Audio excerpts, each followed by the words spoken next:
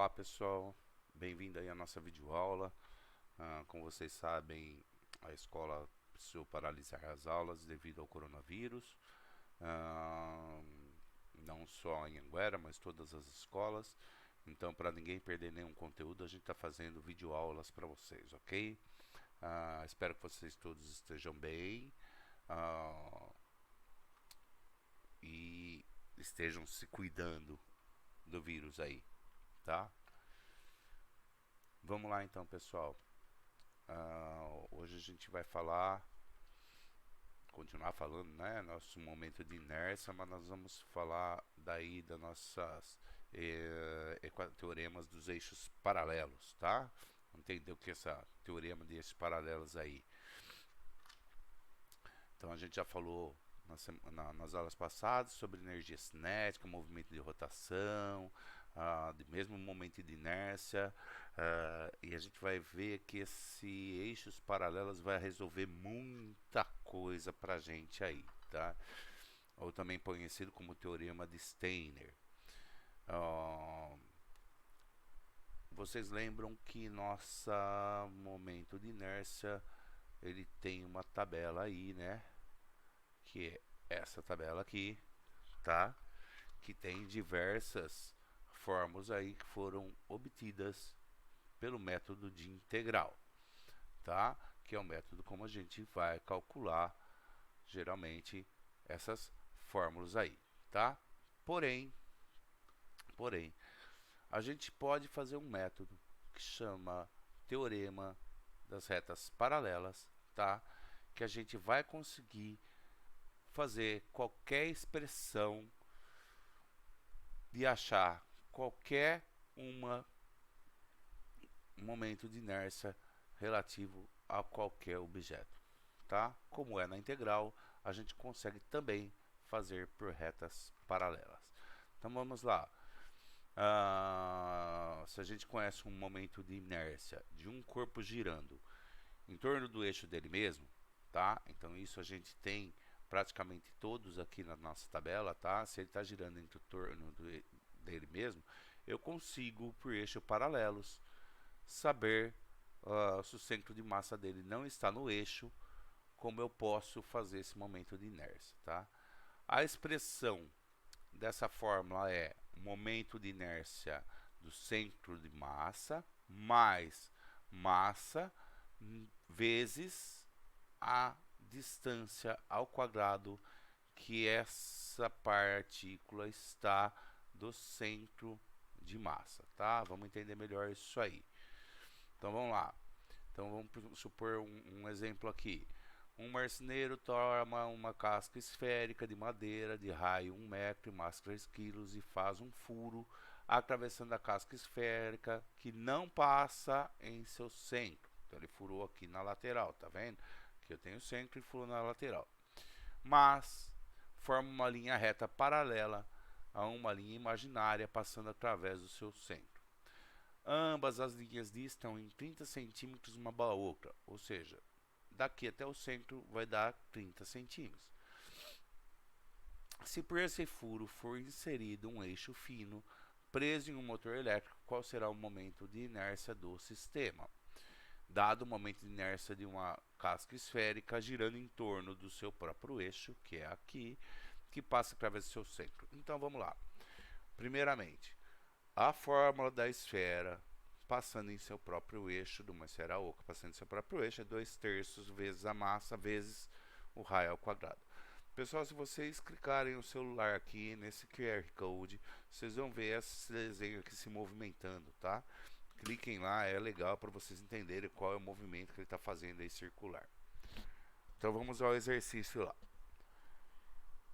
Então, primeiramente, a gente precisa calcular o momento de inércia da casca da esfera girando em torno do eixo dela, não é? Porque nós temos lá na fórmula que é nossa momento de inércia do centro de massa mais a massa vezes o nosso diferença de espaço aí, tá? Então, nessa situação, nós temos o momento de inércia do centro de massa 2/3 m vezes r quadrado, que não foi dado, né? Como a gente tem os dados lá, que nossa massa era 3 e nosso raio era 1, tá, e nossa resposta seria 2 kg metro quadrado.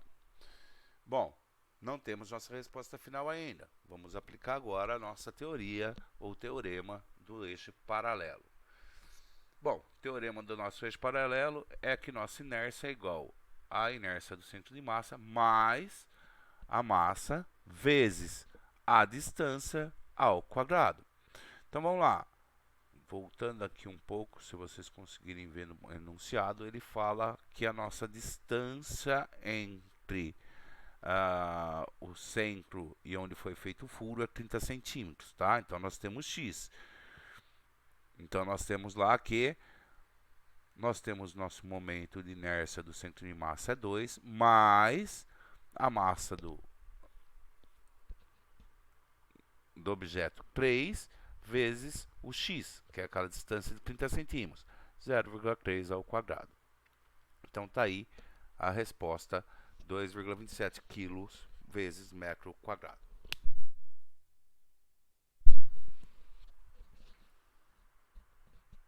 Vamos fazer outro exemplo aqui, gente. Nas sessões anteriores, usamos um resultado importante, que é o momento de inércia de um bastão girando ao redor de sua extremidade, e é dada pela expressão I, 1/3 m vezes L ao quadrado. Esse resultado não costuma ser tabelado, e agora você conhece a razão, e é fácil descobrir com a base no momento de inércia de um bastão girando ao redor do centro. Tá? Então, se a gente tem a equação do centro, a gente consegue achar a equação que era que nós achamos anteriormente. Eu não sei se vocês lembram, gente, mas nós calculamos esse I 1/3 vezes a massa L ao quadrado aquela vez que a gente fez por integral, lembra? Então, nós fizemos na lousa lá, que a gente chegou nessa expressão aqui por integral. Ele está falando o seguinte, que se a gente usar o teorema das retas paralelas, a gente vai encontrar o mesmo resultado. Então, ou seja, eu não preciso fazer por integral. Vamos deixar a integral lá para o cálculo. Então, vamos lá, vamos ver como funciona isso. Então, eu tenho o I do centro de massa, que ele me deu aqui o I do centro de massa. 1/12 massa vezes L ao quadrado. E eu tenho a fórmula do teorema dos eixos paralelos, que é meu I centro de massa mais a massa vezes a distância ao quadrado. Então vamos lá. Jogando, substituindo aqui na fórmula e substituindo o nosso x, que é L/2 ao quadrado, tá? Que lembrando lá quando a gente faz dos eixos, vai ser L/2, porque L inteiro, ele é essa parte aqui, quando ele está no centro, né? Agora a gente está falando que ele está na ponta. Resolvendo essas equações, tá? Tirando o mínimo e tudo mais, a gente vai ter aqui esse valor de I, que vai ser 4/12. Se a gente simplificar e dividir tudo por 4, vai ficar 1/3. Então, I igual a 1/3 massa vezes L ao quadrado. Então, aqui só para a gente demonstrar que aquela fórmula que a gente fez pelo nosso integral, a gente consegue fazer tranquilamente pela nossa eixos paralelos, tá? Pelo teorema de eixos paralelos, e é bem mais fácil do que por integral, tá, gente? Então, qualquer medida, como a gente falou, em vez de usar integral, a gente pode tirar por eixos paralelos aqui, tá? Então, dando um outro exemplo aí para a gente treinar. Um bastão fino e homogêneo de massa 1,9 kg e 1,2 metros de comprimento gira ao redor de um eixo perpendicular ao bastão, que o intercepta a 0,4 metros de comprimento de uma das suas extremidades. Calcule o seu momento de inércia considerando que um bastão fino girando ao redor de um eixo perpendicular ao seu comprimento, atravessando seu centro, é I igual a 1/12 m vezes L ao quadrado. Ou seja, eu tenho do centro do eixo, tá? Vamos calcular isso aí então. Então, o I do centro de massa, ou no centro do eixo, é essa fórmula dada, e a gente vai substituir os valores, a gente vai chegar que é 0,23 kg vezes metro quadrado. Bom, agora eu preciso saber qual é a massa, o momento de inércia, em função do local que está fora do eixo, tá? Então vamos lá, momento de inércia pelo teorema das retas paralelas. Eu tenho e o I do centro de massa, 0,23. Eu tenho a massa, que é 1,9, e eu tenho a distância x, que no caso é 0,2, e isso dá 0,31. Bom, por que que aqui deu 0,2? Eu falei aqui, ou o enunciado falou, que nós estamos na distância das extremidades de 0,4 metros. Ok, eu estou aqui a 0,4 metros, então meu eixo está aqui, certo? Se eu sei que o bastão inteiro é meio, do centro até aqui é 0,6, se eu pegar 0,6 e tirar 0,4 da extremidade, eu vou ter que o meu momento de inércia até aqui vai ser o 0,2 ao quadrado, ok? Então eu tenho esse momento de inércia aqui, certo? Então vamos lá. Lembra do nosso situação problema? Então, nosso amigo gerente recebeu a tarefa de estudar a implantação de um robô para transportar e encaixar uma peça de uma esteira para outra, que distam em 2 metros. O período do movimento está planejado para totalizar 6 segundos. A orientação da equipe técnica é que sejam utilizadas as peças do mesmo fornecedor com o motor M2 e o cilindro C1 e C2 encaixados, com o C1 mais próximo do motor e C2 conectado ao manipulador. Precisamos estimar a energia cinética do conjunto para verificar a viabilidade do projeto. Vamos lá. Então vamos lá, gente. A primeira vez a gente tinha só um braço, porque era 1 metro, né, de raio, ele aumentou agora mais 1 metro de raio aí para 2 metros. Então nós precisamos de, aliás, 2 metros de diâmetro. Então a gente precisa de 1 metro de raio aí, ok? Então vamos lá. Primeira coisa, ele quer calcular a energia cinética. Tá, se ele quer energia cinética, a nossa fórmula da energia cinética é meio vezes o momento de inércia vezes a velocidade escalar, a velocidade angular ao quadrado. Se ele nos deu o tempo, a gente consegue achar a velocidade escalar através da nossa frequência, tá? Então é 2π sobre t, ou 2π vezes f, que seria f1 sobre t, e a gente chega a 1,05 radianos por segundo.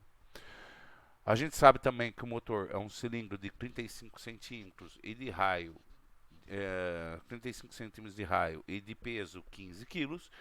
Lembrando lá da nossa tabela, lá do exercício anterior que ele nos deu, esses dados naquela tabelinha, a gente calcula o nosso momento de inércia do nosso motor, ok?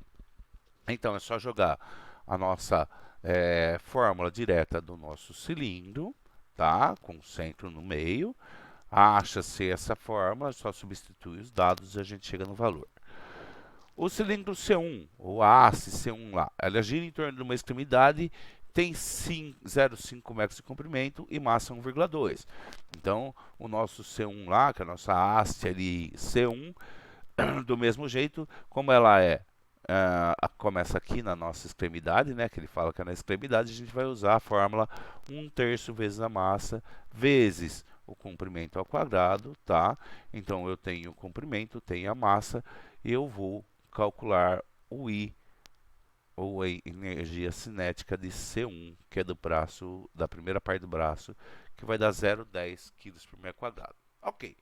Agora, eu tenho o cilindro C2, que esse eu já não sei. Ele tem o comprimento de 5 e a massa 0,6, e gira em torno do eixo que está fora do seu comprimento. Então, tipo assim, a gente não tem mais esse comprimento.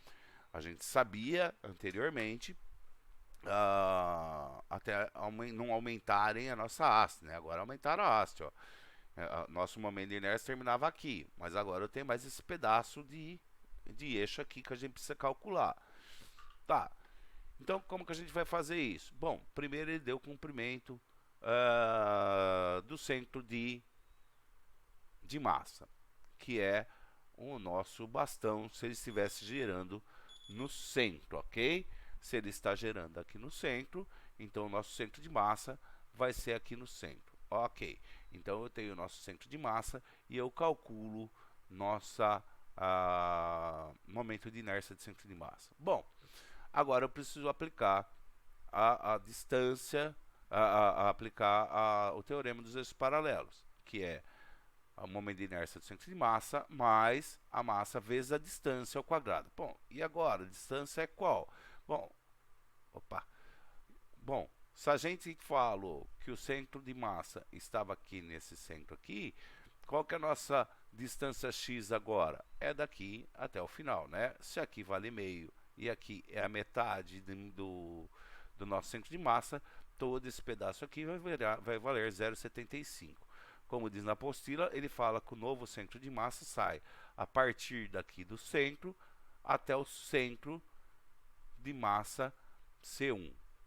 Olha lá, afinal, a distância do centro do motor ao centro de C1 é o eixo de rotação do nosso equipamento aí. Então ele fala que o centro de rotação ele é daqui até aqui. Então se ele está rodando nessa parte aqui, eu preciso calcular esse momento de inércia que falta aqui da nossa peça, ok? Então voltando lá, só substituir na equação, nós temos o I de centro de massa, mais a massa de 0,6 que a gente tem, o 0,75 que é a distância do x ao quadrado, e a gente chega a 0,35. Ok. Precisamos agora só do momento de inércia do nosso manipulador, que ele deu 1,2, 1 metro, e com isso eu acho o momento de inércia do nosso manipulador, que ele é como uma carga pontual, partícula, a gente usa só a expressão mr², certo, gente? Bom, sabendo que para eu achar o momento de inércia inteiro desse equipamento, eu preciso somar todas elas. Então foi o que a gente fez aqui, somou todos os momentos de inércia que nós achamos. E aí a gente tem o momento de inércia total e já podemos jogar na nossa fórmula para achar a nossa energia cinética, tá? Então a energia cinética é meio vezes o momento de inércia vezes a velocidade angular ao quadrado. E nós temos aí 1,42 joules o nosso momento de inércia. Então o que a gente precisa de força para começar a movimentar aí esse equipamento aqui, para ele sair do repouso, vai ser de 1,2 joules, ok? Pessoal, tem vários exercícios aí para vocês fazerem a mais.